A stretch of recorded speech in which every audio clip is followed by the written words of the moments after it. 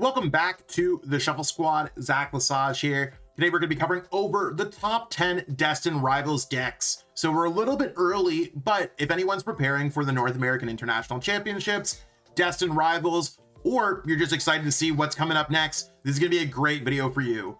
I've based a lot of the top half of this list on the recent Champions League that we had in Japan. The information slowly trickling out to that online.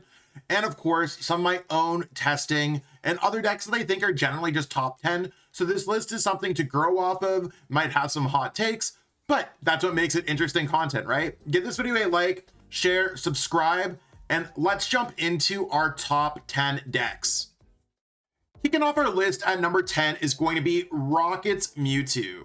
Now, Rocket's Mewtwo didn't necessarily have the greatest Champions League run, and I gotta start the list off somewhere. So I'm like, why not start it off with a new deck, and we'll see if Rocket's Mewtwo stays on this list or not. At least it made it one time, right? And I think it's powerful enough. It's very similar to Blacephalon GX Naganadel that I actually won a regionals back with in 2018. Now, Rocket's Mewtwo is doing 160, and it can scale the damage by discarding some energies off your Team Rocket's Spite Ops. We got a few other Rockets Pokemon in the deck that can do various things, such as blocking effects of attacks, moving damage counters around, and of course we got that Mimikyu that can copy Terra Pokemon attacks. Might be pretty powerful against a Dragapult deck or something like that. Whole suite of new kind of supporters for these Rocket style of decks. Of course, we got the Rocket Ball, the Rocket Receiver, and of course we got the Rocket Factory, the Rocket Energy. It's very thematic of the sets. I think that this deck is really exciting, and I mean, on a collector's note, I'd love to pull the Alt-Art Mewtwo, but it's one of those things where I think this deck falls a little bit short in competitive play. It exists, it's powerful, but it kind of feels like Diet Raging Bolt in a lot of ways, and not in the way that I like Diet Coke more than regular Coke. I think it's more in a way where it's like almost like off-brand soda or something like that. You're like, huh, something's missing here. And I think when we're seeing these thematic Pokemon, the same way that Lily's decks don't exist and we just add Lily's Clefairy into decks like Gardevoir, we're probably not going to see an evolution of this team mechanic or trainer mechanic. Maybe we will, maybe we won't, but based off of our upcoming sets, I don't think we're going to see like a Rockets Returns Again set or something like that that's going to expand upon this. So largely we have like a small sandbox to play in. I think Mewtwo is kind of going to dig some holes in that sandbox. It's going to be playable. It's going to win some cups, some challenges, maybe even make day 2 at NEIC, but probably not winning the whole event. We'll have to find out. The list in the bottom left of the screen in the QR code, you can scan that. It's going to take you to the My Limitless page. You cannot copy and paste these into PTCG Live because the cards are not available for Destined Rivals. We're just kind of covering some early content, but you could always play with them on simulators, print out the decks and play with proxies, do anything you want. As a set kind of comes out, be sure to place your order with Kayfabe Cards to get some of these Destined Rivals cards, PTCGL store to get some Destined Rivals codes, and you could always get some sleeves from Ultimate Guard to sleeve up your next deck. All those links are available in the description, and of course, let us know in the comments what you think. That's a lot of mouthful of words. Let's jump into number 9. We have Archaludon with Rocket's Bomb here, and it seems pretty cool when you think about it.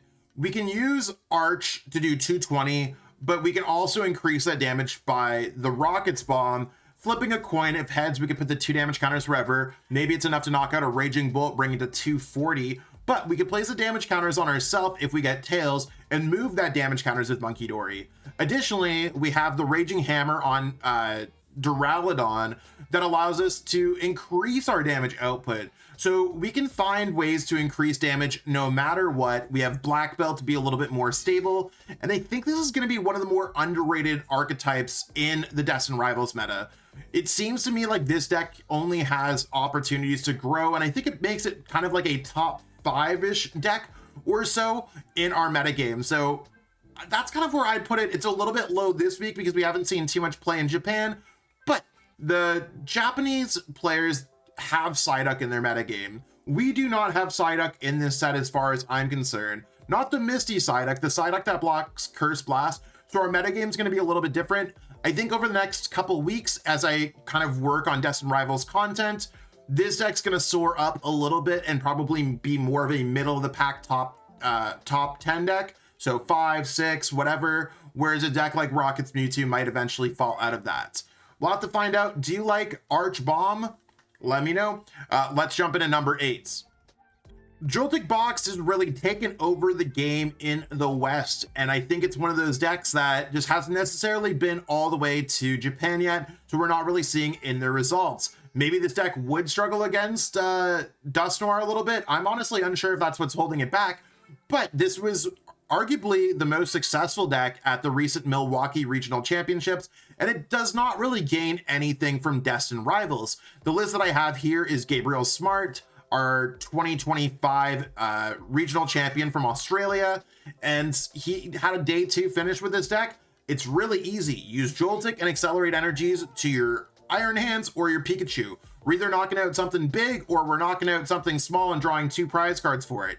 Name of the game is drawing 2 prize cards, and I think this deck just does a really good job at that. So while this deck might actually end up being low, I think it probably ends up becoming like a top 3 to 5 deck in formats. It hasn't really seen too much success in Japan at the recent Champions League, so I have to kind of go with that. I think it's a really cool deck, and I'd probably start gathering some of those cards, like those Pikachu EX, the Galvantula, if you don't have them already. Dragapult Dusknoir is placed a little bit low this week, again, due to the Champions League having access to the Psyduck that blocks Dusknoir, and I can imagine that if something's countering Dusknoir, if there's a roadblock for that card, and people are playing it, why would we not try to counter it here? So in this case, a lot of times, I just don't think people really played this deck or took it seriously. I have a pretty standard build of the deck here, and it doesn't really gain anything. It just gains that we did not get Psyduck or might not get Psyduck in Destined Rivals. I could easily see this being a top 3 deck as it is currently in our standard format for Journey Together, as long as we do not receive Destined Rivals in our English equivalent of the Rocket set from Japan. Will that be the case? Honestly, that's what it's looking towards, but we could be wrong. It could be one of those cards. The Psyduck was originally released as like a promo card, and that's how it was released. We've seen other cases like Moonlight Hill that took months upon months to just receive, or it got thrown into one of our mini sets. So this deck probably is going to be a lot higher going forward. I wouldn't be too worried, but if we do get the Psyduck, for any of those Dragapult haters, a win's a win.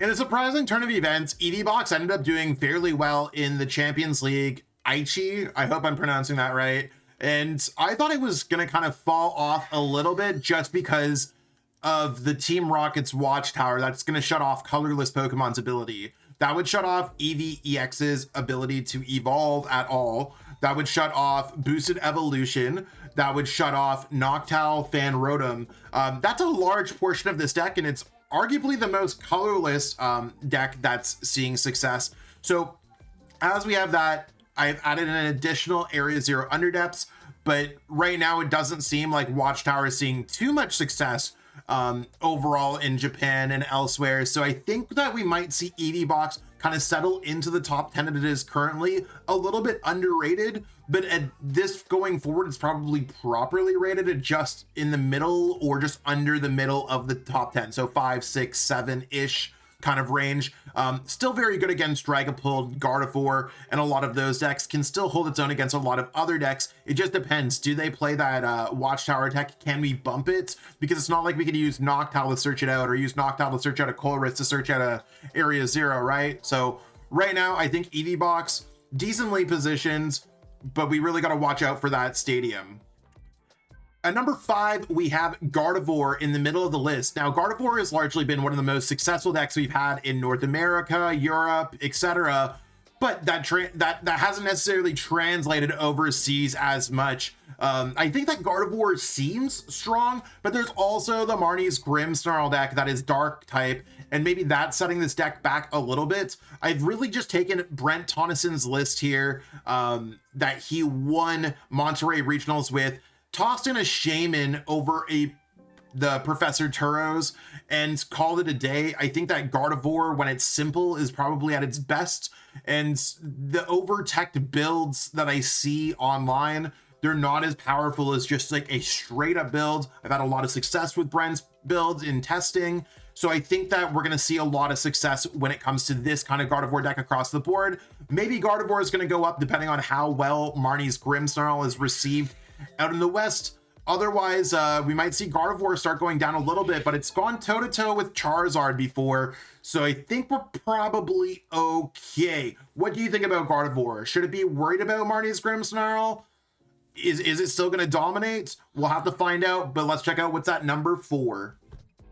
Speaking about Marnie's Grimmsnarl, here it is at number 4. This deck had quite a few successful runs in the top cut of the Champions League, and it's able to do 180 and then 30 damage to one of your opponent's bench. So being able to manipulate damage counters with Monkey Dory, having access to Frostlass, and of course, Bidoo's Itchy Pollen to really work this all between. It can self-accelerate those energies similar to a Charizard to all your different Marnie's Pokemon. So I think having access to just a quick deck that sets itself up, that can kind of hold your opponent off with item lock and damage counters. There's a lot of really cool things going on here. So I really could see Marnie's doing quite well. It seems like one of the best new, if not the best, new deck that's coming out from Destined Rivals. So it's originally coming from a Japanese starter deck, seeing full release in our Destined Rivals set.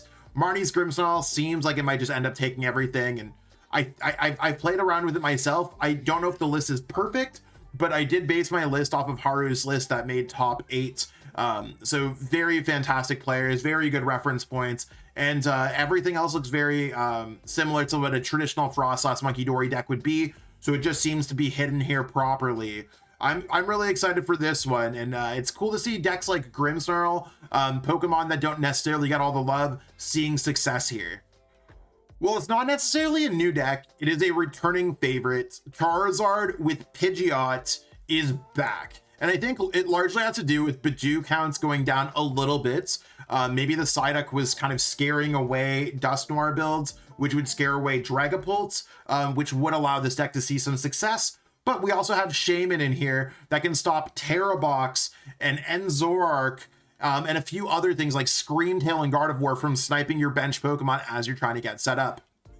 Pretty easygoing build here, just accelerating energies with Charizard, TM Evo, searching that out with Arven to evolve your Pokemon. Nothing overly fancy, but the way that the metagame has shifted with the Destined Rivals metagame, plus just overall having Shaman in the deck does give this deck a lot more power that it originally had when we had Manaphy and other formats where it's a little bit more favorable. Are you excited for Charizard to be coming back? Let me know in the comments below. Would you rather be playing the Charizard Noctowl build, or would you rather be playing the Pidgeot build? I know that there was a Charizard Noctowl Pidgeot build as well that made, I believe, top 4, maybe top 8 at the Champions League. So we'll have to explore which build is overall better, but I'm usually a believer in the Charizard Pidgeot build more than I am other builds in terms of overall success. At number 2, we have Raging Bolts. Now, Raging Bolts, I've taken the list that actually just won Milwaukee, Christian Labella's list, and I think it's 59 of 60 of his, and I went for it. I think it was really similar to what we had from the Christian Fontenot and All Out Blitzel list that they've been seeing success with. Raging Bolt has been pretty discovered and decided at this point that it's better to have single prize card attackers like Raging Bolt, Slitherwing that are seeing success than not having them at all. So I would go with this kind of style of deck. I don't really think there's much difference in Japan. It's seen a lot of success, but that might just be due to Dustar decks really kind of slowing things down. Seems like the Japanese players love to play Raging Bolts, and it did just win Milwaukee, so maybe they're on to something. But otherwise, I feel like Raging Bolt ends up falling towards the lower half of our top 10, or more of the middle of the top 10. So middle, lower, 5 to 10 kind of range, than really being part of the top 5. So right now I have to give it its flowers because it did just come second at the Champions League. Will it have the same kind of results at NEIC? We'll have to find out. Right now, I think maybe, but I'm leaning towards it might not necessarily see as much success. But it's not our number 1 deck of the week. There can only be one number 1 deck of the week, and that deck is Dragapult with Charizard. I know, I was not expecting this either. Now, I did have to change one card in the list because they had the Psyduck in here, so the Psyduck really kind of putting the team on its back, changing the metagame the same way that Badoo's really changed our metagame when Badoo was released. This deck has the power to power up your Dragapult or your Charizard with Charizard, giving you some pretty cool options. And I think that being able to use Luminous Energy to attack with Dragapult or use Monkey Dory really gives you a lot of cool options when it comes to playing this deck. Not really too much has changed other than a traditional Dragapult Charizard list with the TM Evos, but they do play that Team Rocket's Watchtower. So as much as we've talked about Watchtower and it hasn't had a crazy effect on the metagame, being featured in the winning list might just prove that it's a much better stadium than most people think it is. Do I think that Dragapult Charizard is going to stay towards the top? Probably not. This deck has kind of fallen out of the top 10 in North America and Europe and South America, but it does seem like it could be successful. So I'd start picking up some of the cards for this deck if you don't already have them. Maybe the new Dragapult League Battle deck or the Charizard League Battle deck. And then some solid pieces like that Chi-Yu would be great to get right now while you get ready for Team Rocket's Watchtower to be released and Shaman, of course, to be released. That's what we got going on for our list today. I'm gonna close things out in a minute, but if you've liked this video, watching it, if it's major day, if you're hyped for Destined Rivals, give this video a like, share it with your friends, subscribe to the channel if you haven't already, and any single comment helps boost the YouTube algorithm. I love seeing all the great words of encouragement that y'all put in the comments. Would love to hear some more of that. It honestly makes my Friday, and it helps boost the YouTube algorithm. I'll close things out. Thanks so much for watching, and yeah, let me get to the outro.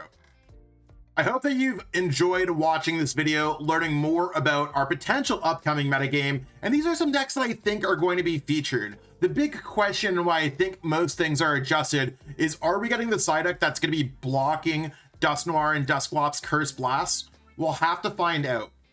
And I don't think we're seeing in Destined Rivals, but if we do, our results are probably going to be more similar to Japan. Otherwise, we're in our own parallel universe where the format's just going to be completely different based off one card. So I'll have to find that out. But otherwise, I hope that everyone's enjoyed the content, that they're staying tuned for more great videos coming out soon. And if you're looking for anything, hit me up for some coaching at metafy.gg/@zaclasage. If there's any other content you want to see, let us know in the comments. Otherwise, enjoy your weekend. Best of luck at any tournaments you're playing in, and we'll see y'all soon.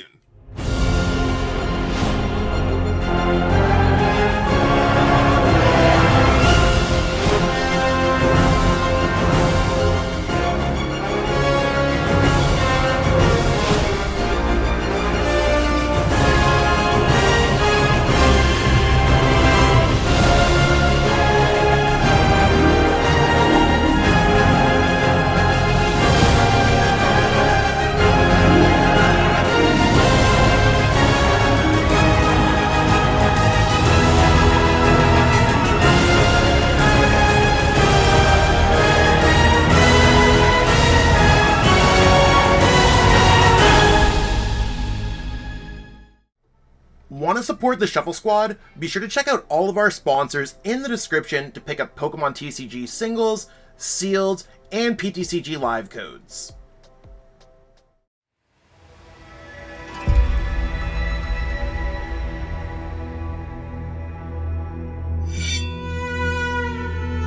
Tabi no hajimari wa tsune ni michi e no ippo de aru.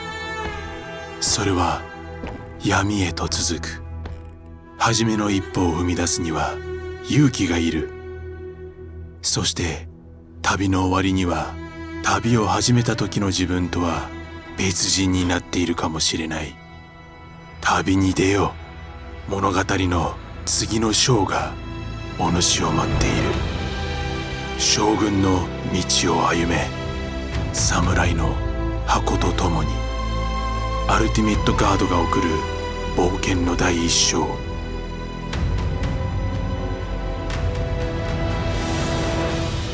刀将軍の道近日発売。